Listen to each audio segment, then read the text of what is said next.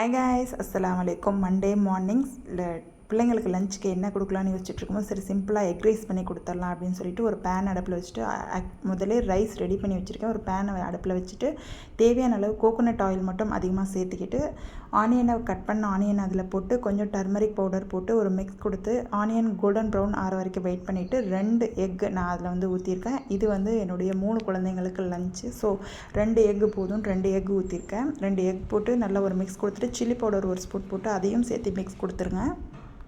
Already நம்ம prepare பண்ணி வச்சுருக்க ரைஸை தூக்கி அதில் போட்டு மிக்ஸ் பண்ணிட்டா சிம்பிளான எக் ரைஸ் ரெடி. இதில் நான் கொரியாண்டர் லீவ்ஸ், கறி லீவ்ஸ் எதுவுமே போடலை. குழந்தைங்களுக்கு ஸ்கூலில் அது டிஸ்டர்பாக இருக்கும்ட்டு. சரி, நெக்ஸ்ட் பார்த்திங்கன்னா என் பையனுக்கு ஸ்வீட் அவுல் பண்ணலான்னு சொல்லிட்டு தெளிவான அவுலக்கி கொஞ்சம், அதில் கொஞ்சம் தேங்காய் பூ, கொஞ்சம் சுகர் நம்ம வேணுங்கிற அளவு போட்டுக்கலாம். ஒயிட் சுகர் வேணாட்டி நம்ம நாட்டு சக்கரை வேணாலும் சேர்த்துக்கலாம். அதில் ஒரு 1/2 கப் சூடான மில்க் சேர்த்துக்கோங்க.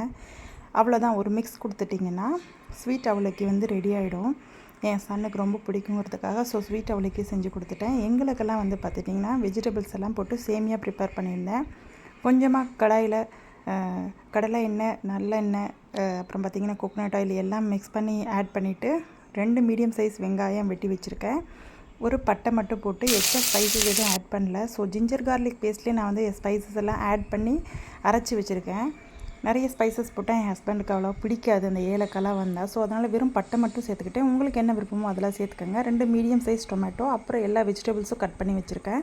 டொமேட்டோ எல்லாம் போட்டு நல்லா மேஷ் ஆன பின்னாடி கட் பண்ணி வச்சுருக்க வெஜிடபிள்ஸையும் சேர்த்துடலாம். வெஜிடபிள்ஸையும் சேர்த்துட்டு சில்லி பவுடர், தேவையான அளவு சால்ட் போட்டு நல்லா ஒரு மிக்ஸ் கொடுத்துட்டு கொரியாண்டர் லீவ்ஸ் போட்டு மிக்ஸ் கொடுத்துட்டு நம்ம இப்போ 2 அணில் சேமியா பேக்கெட் எடுத்து வச்சுருக்கேன். அதுக்கு தேவையான அளவு வாட்டர் ஆட் பண்ணிக்கிறேன். வாட்டர் ஆட் பண்ணிவிட்டு நெக்ஸ்ட்டு பார்த்திங்கன்னா நம்ம இதுக்கு கொஞ்சம் டேஸ்ட்டு கொடுக்குறதுக்காக மேகி மசாலா ஒரு பேக்கெட்டு நான் ஆட் பண்ணியிருக்கேன்.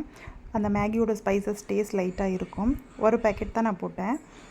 உங்களுக்கு நிறைய டேஸ்ட் வேணும்னா நீங்கள் நிறைய கொடுத்துக்கலாம். அப்புறம் நம்ம சேமியா நான் அதில் போட்டு ஒரு மிக்ஸ் கொடுத்துட்டு ஒரு லிட் போட்டு மூடி வச்சிட்டோம்னா நமக்கு ஒரு லோ ஃப்ளேமில் ஒரு 10 மினிட்ஸ் வச்சிங்கன்னா நமக்கு நல்லா உதிரியாக வெஜிடபிள் சேமியா ரெடி ஆயிரும். சாப்பிட்றதுக்கு அந்த மேகி டேஸ்ட்லேயும் லைட்டாக இருக்கும். ஸோ மேகி மசாலா ஆட் பண்ணியிருக்கனால பாப்பாங்க 2 பேர்த்துக்கும் பிளேட்டில் போட்டு கொடுத்துட்டு அப்புறம் அவங்க லஞ்ச் பாக்ஸ் பேக் பண்ணிட்டேன். எக் ரைஸ் பார்த்திங்கன்னா அவங்கவுங்க லஞ்ச் பாக்ஸில் பேக் பண்ணியாச்சு. ஸ்கூலில் ஸ்நாக்ஸ் எடுத்துகிட்டு போகிறதுக்கு இல்லை. ஸோ லஞ்ச் மட்டும் தான். Bye guys.